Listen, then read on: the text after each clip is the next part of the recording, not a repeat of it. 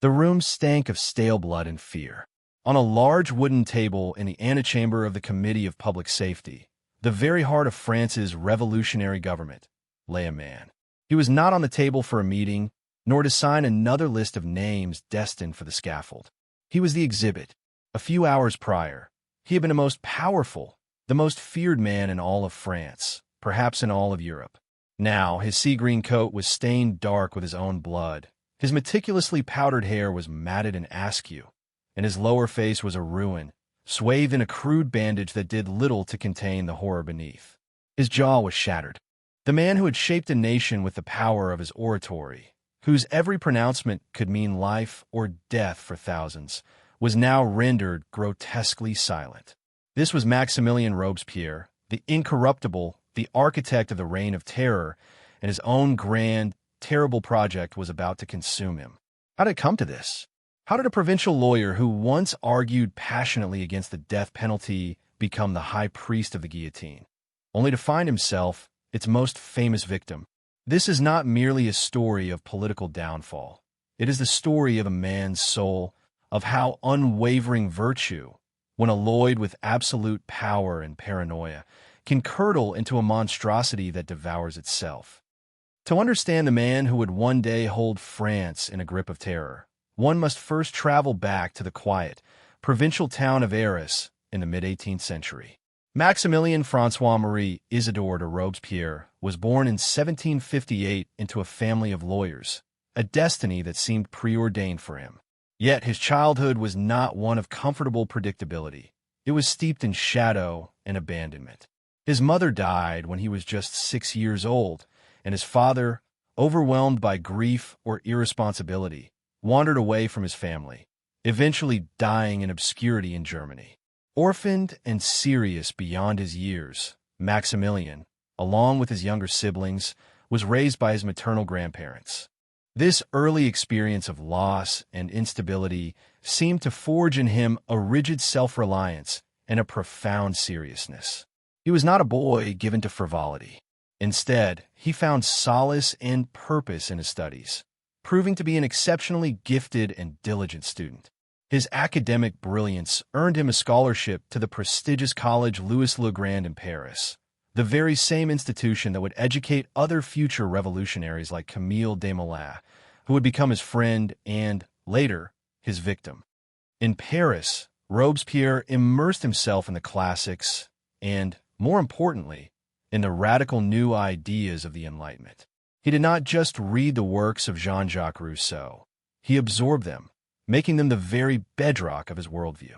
Rousseau's concept of the general will, the idea of a virtuous republic, and the belief in the fundamental goodness of man uncorrupted by society became Robespierre's gospel. He saw in these philosophies a blueprint for a better world, a world free from the arbitrary cruelty and decadent inequality of the Ancien regime. After completing his legal studies, he returned to Arras to practice law.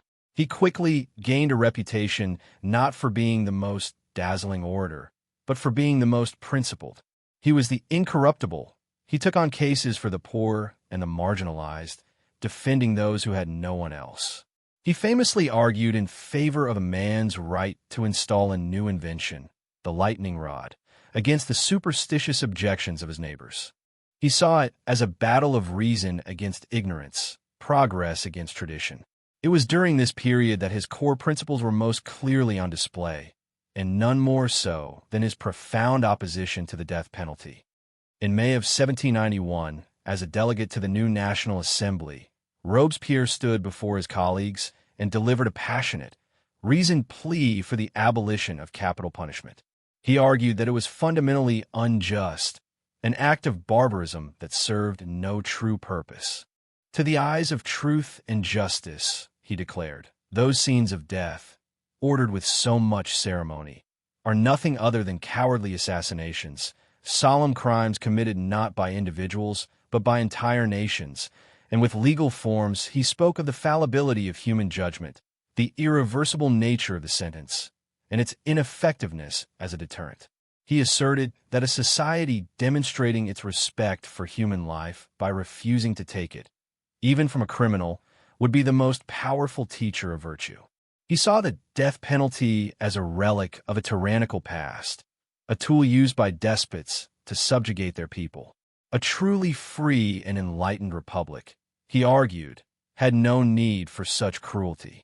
It is an impossible speech to read today without the blackest sense of irony, for the man who spoke these words with such apparent sincerity would, in less than 2 years, become the engine of the most prolific state-sanctioned killing machine France had ever known. The principles were pure, the logic clear, but they were forged in the calm of theory. They had not yet been tested in the crucible of revolution, a furnace that would warp and remake the very soul of Maximilien Robespierre. The turning point was not a single day, but a cascade of crises that threatened to drown the infant republic. The defining event was the royal family's ill-fated flight to Varennes in June 1791. King Louis XVI, by attempting to flee and link up with foreign powers, shattered any remaining illusion that he could be a constitutional monarch. In the eyes of radicals like Robespierre, he was now a traitor, and his continued existence was a rallying point for all the counter-revolutionary forces in France and beyond. The threat was no longer theoretical.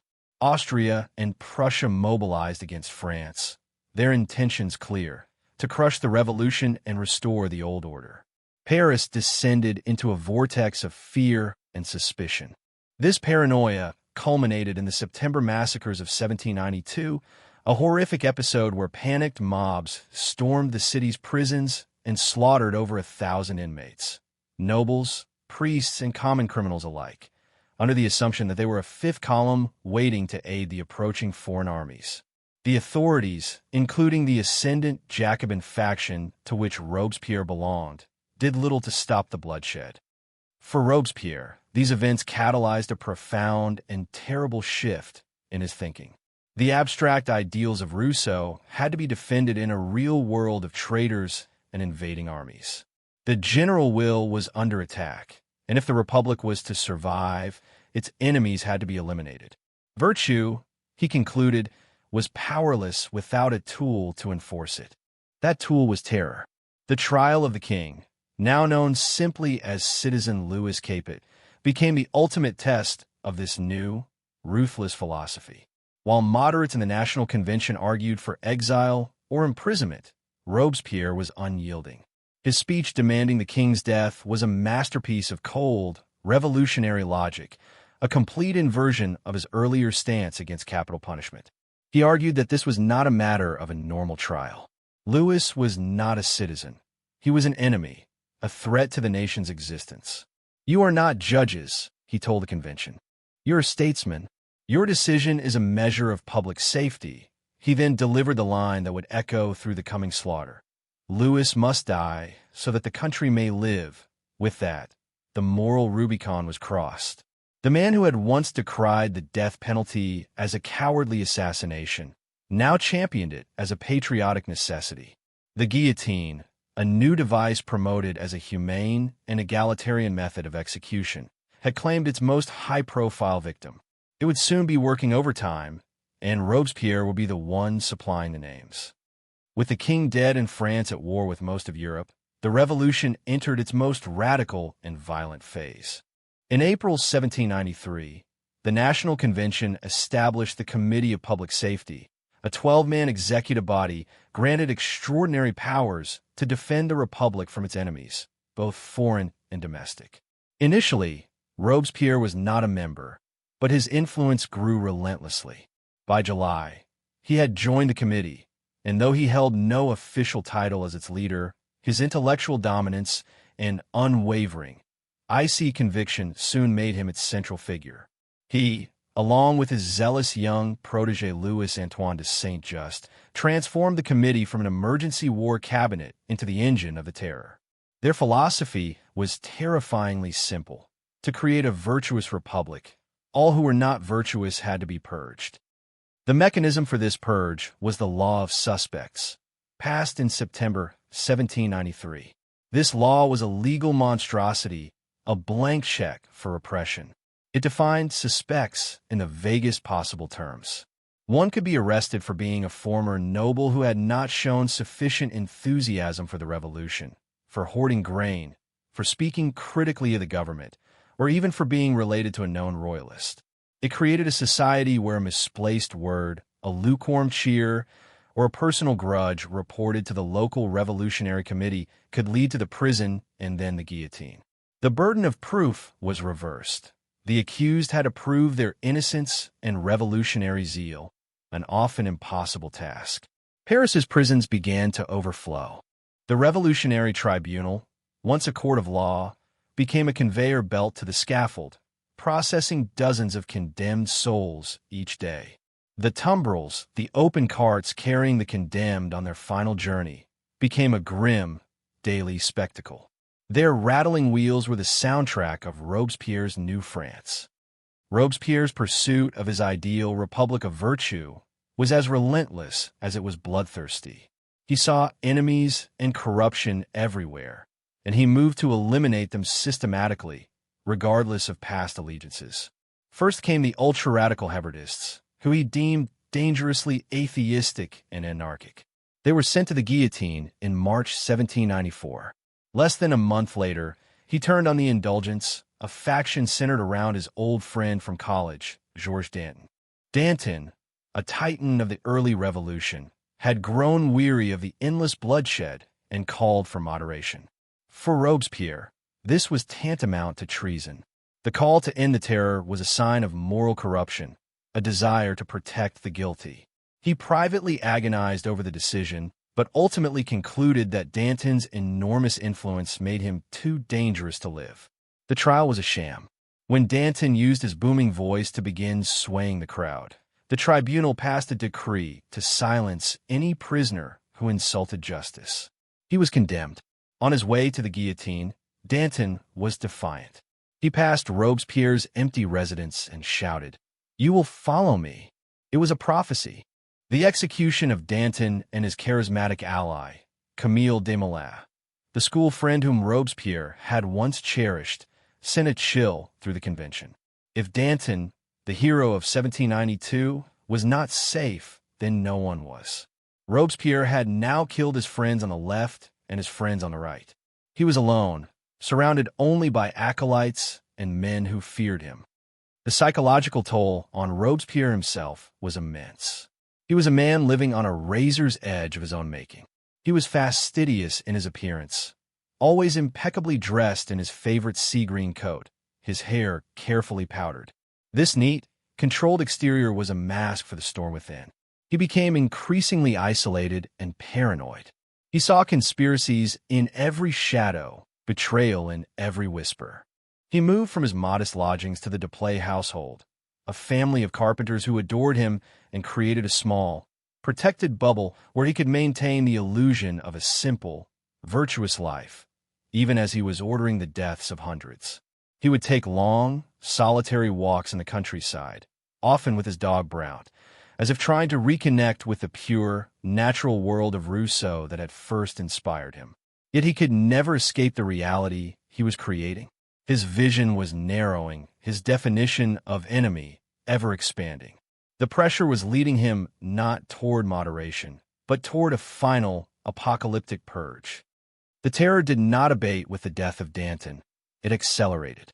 On June 10, 1794, Robespierre pushed through the law of 22 prairial. If the law of suspects had been a blank check, this was a declaration of legal bankruptcy. The new law stripped the accused of any meaningful right to a defense. They were denied lawyers, and the tribunal could convict based on a vague, moral certainty of guilt rather than any material evidence. The only possible sentence was acquittal or death. The Great Terror, as it became known, had begun. In the next 6 weeks, the guillotine in Paris would claim over 1,300 lives, more than had been executed in the entire preceding year. The pace was so frantic that the execution site had to be moved to the eastern edge of Paris because the stench of blood in the Place de la Révolution had become unbearable to local residents. The city was numb with fear. No one knew who would be next. Robespierre was at the zenith of his power, but it was a brittle, terrifying peak. Perhaps the most telling sign of Robespierre's detachment from reality was the Festival of the Supreme Being, held just 2 days before the Law of 22 Prairial was enacted. This was to be his masterstroke, an event to replace the atheistic cults of the Revolution with a new deist civic religion based on the worship of a supreme being and the belief in the immortality of the soul. It was pure Rousseau, brought to life as a massive state-sponsored pageant. Robespierre, as president of the convention, was chosen to preside. He appeared at the head of the procession, dressed in a sky-blue coat and holding a bouquet of flowers and wheat. He delivered speeches from a massive, man-made mountain erected in the center of Paris. For his enemies, and even for some neutral observers, the spectacle was deeply alarming. He looked less like a statesman and more like a high priest, or worse, a king. Whispers of dictator grew louder. The festival, which he intended as a moment of national unity and moral purification, instead crystallized the opposition against him. It was a display of hubris so profound that it convinced many that he had lost his mind and that his ambition knew no bounds. He had made himself the living embodiment of the revolution, and as fear of him grew, so too did the desire to be rid of him once and for all. The final act began on the 26th of July, 1794, or 8 Thermidor in the revolutionary calendar. After an absence of several weeks from public life, a period during which he seemed to be nursing his paranoia and planning his next move, Robespierre returned to the floor of the National Convention. An expectant silence fell as he mounted the tribune to speak. The speech he delivered was his death warrant. It was long, rambling, and filled with his usual self-pity and praise for his own virtue. But crucially, it was also thick with menace. He spoke of a vast conspiracy against the Republic, a league of scoundrels operating within the government itself, even within the powerful committees. He claimed to have a new list of traitors, but when deputies demanded he name them, he refused. It was a catastrophic miscalculation. By leaving the threat vague, he made every man in the room feel the guillotine's shadow looming over his own neck. Men who were rivals, men who hated each other, were now united by a single, overriding instinct: self-preservation. That night, the League of Scoundrels he had imagined became a reality, as his enemies plotted frantically to strike first. The next day, 9 Thermidor, was the climax. When Robespierre's ally, Saint-Just, tried to speak, he was shouted down. A pre-planned chorus of denunciations began. "Down with the tyrant!" the cries echoed through the chamber. Robespierre tried to respond, to reach the tribune and speak, but his path was blocked. He scrambled, his face pale with shock, turning to different sections of the hall for support, but he found none. The deputies who had once trembled before him now screamed for his arrest. His voice, for the first time, failed him. An enemy deputy mocked him. "The blood of Danton chokes him." It was true. The ghosts of his victims had risen to silence him. In the pandemonium, the convention voted for his arrest, along with that of his brother Augustine, his loyal follower Couthon, Saint-Just, and Lubies. The tyrant had fallen, but the fight was not yet over. The arrested deputies were taken to various prisons, but the jailers, still loyal to or terrified of Robespierre, refused to accept them. They were freed and converged on the Hôtel de Ville, the seat of the Paris Commune, which remained loyal to Robespierre. The Commune called upon the armed sections of Paris to rise and defend Robespierre. But the call was met with confusion and apathy. The people of Paris were exhausted by the terror, and the momentum was with the convention, which had quickly declared Robespierre and his followers outlaws. Being an outlaw meant that if captured, there would be no trial. Identification alone was sufficient for execution. The convention gathered its own troops, and, in the middle of a torrential rainstorm around 2 in the morning, they stormed the Hôtel de Ville. What happened next is a scene of chaos and bloodshed. Le bas comité de suicide, 8 pistoles. Augustine Robespierre tried to escape by climbing out a window, but fell and shattered his leg. The paraplegic Couthon was found hiding under a table. And Maximilian, he was discovered on the floor, his jaw shattered by a single pistol shot. To this day, it is debated whether he tried to kill himself and botched the attempt, or if he was shot by one of the arresting soldiers. Either way, the symbolism was devastating. The voice of the terror had been brutally silenced. The final hours of Maximilien Robespierre were a pageant of degradation, a cruelly ironic inversion of the power he once wielded. He was carried from the blood-spattered Hôtel de Ville and laid upon the very table in the Committee of Public Safety's meeting room where he had signed so many death warrants. For hours, he lay there in agony, conscious, a subject of morbid curiosity for his former colleagues, who now jeered at the broken man. A surgeon performed a rudimentary dressing on his shattered jaw, binding it with a bandage that passed over the top of his head. He remained silent, his eyes open, staring at the ceiling of the room that had been the epicenter of his power. There was no trial. As an outlaw, he was merely brought before the Revolutionary Tribunal for formal identification. The man who presided over the process was the same public prosecutor who had served him so loyally throughout the terror. The irony was lost on no one. On the afternoon of 10 Thermidor, July 28, 1794, the tumbrils set out on their familiar route to the Place de la Révolution. But this time, the cargo was different. This time, it carried the executioner. Robespierre was loaded onto the cart along with 21 of his most devoted followers, including the mangled forms of his brother Augustine and Cuthin and the corpse of Libes. The journey was his final humiliation. The crowds that had once cheered him, or had at least watched in fearful silence, now thronged the streets to curse and mock him. People threw refuse at the cart. A group of women danced around it, singing songs of celebration. As they passed the Duplay house where he had lived, the cart paused, and a boy smeared the front door with animal blood. Robespierre, it is said, closed his eyes. At the scaffold, he was forced to watch his allies die first, one by one. Finally, it was his turn. He was shoved onto the plank. Just before the blade fell, the executioner, with a final act of casual cruelty, ripped the bandage from his face to get a clearer angle for the blade.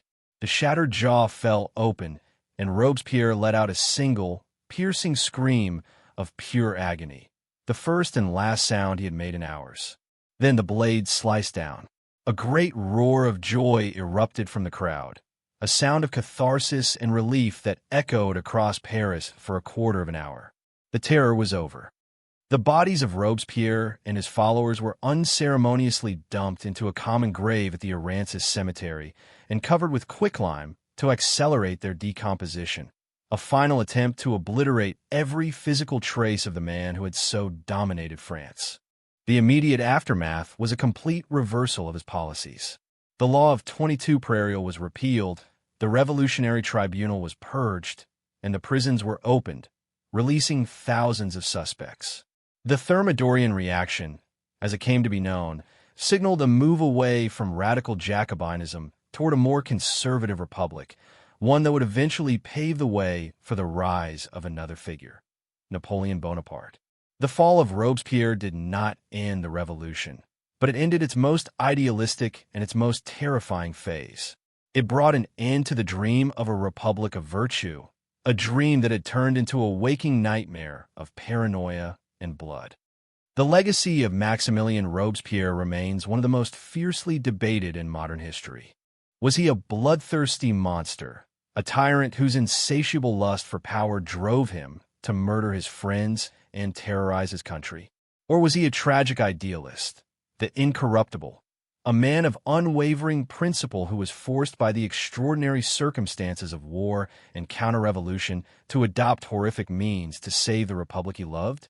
The truth, as is so often the case, is likely a complex and uncomfortable amalgam of both. He was a man whose intellectual purity could not withstand the corrupting influence of absolute power. His belief in his own virtue was so total that he could not conceive that his opponents might also be acting in good faith. To disagree with him was to disagree with the revolution itself. To be his enemy was to be an enemy of the people. This absolute certainty, this inability to compromise, was both the source of his strength and the cause of his downfall. His public image, the meticulously neat and powdered figure in the sea green coat, was a carefully constructed facade. It projected order reason, and incorruptibility. But beneath it lay the private reality of a man consumed by suspicion, haunted by conspiracies, and increasingly detached from the human cost of his policies. He saw people not as individuals with complex lives, but as abstract symbols of virtue or vice, to be preserved or purged accordingly. The guillotine was the perfect instrument for such a philosophy. It was impersonal, efficient, and ruthlessly final. It transformed the messy, emotional act of killing into a quasi-industrial process. For Robespierre, the guillotine was not an instrument of murder. It was an instrument of purification, the scalpel that would cut the cancer of corruption from the body politic. That he ended up under its blade is the ultimate revolutionary irony. The machine he fed so ravenously was indifferent to the virtue of its victims. In the end, it claimed him as just another neck. The story of Robespierre is more than just a political biography. It is a profound and enduring cautionary tale. It reveals the terrifying path that can lead from the purest of ideals to the most monstrous of tyrannies. It demonstrates how the pursuit of a utopian future can be used to justify unspeakable horrors in the present. The scream of agony that was ripped from his shattered jaw in his final moment was the sound of an ideology collapsing in on itself. The man who had used words to build a new world and to condemn thousands to death was reduced to a primal, wordless cry of pain. It was the tragic, brutal, and fittingly silent end for the man whose voice had been the sound of the terror. A man who proves that the line between savior and executioner is often perilously, terrifyingly thin.